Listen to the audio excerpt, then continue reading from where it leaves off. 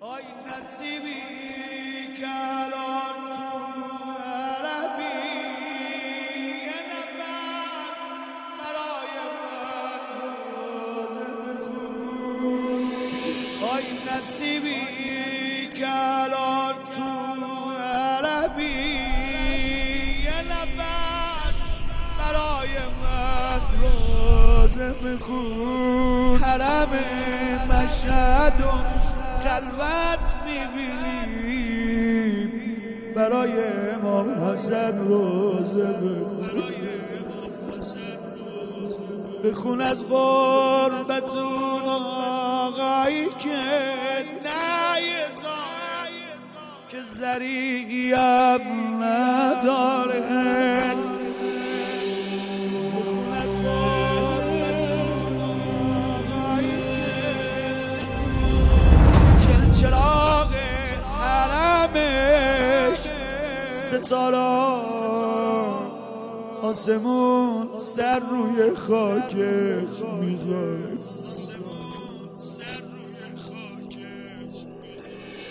خودمونیم تا حالا دیدی یه بار ظاهریم از خادما شاکی باشه، یا ببینیم مثلا فرش حرم،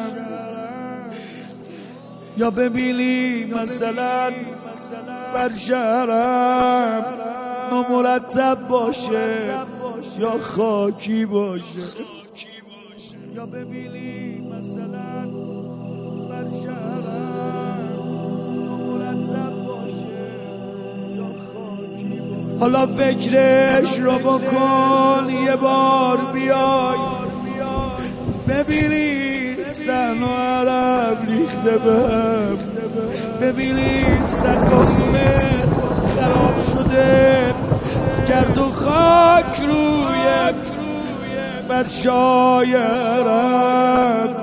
آی نسیمی که الان تو مشهدی چه بوی عطری میاری همیشه، اما از بقیه گلت چیه بار بوی گرد و خاک ازت جاری میشه. کسی که دریای کرم باشه خودش نباید بی حرم باشه. دریای غرق خاک مگه میشه این اوج ماتم و غریبیشه.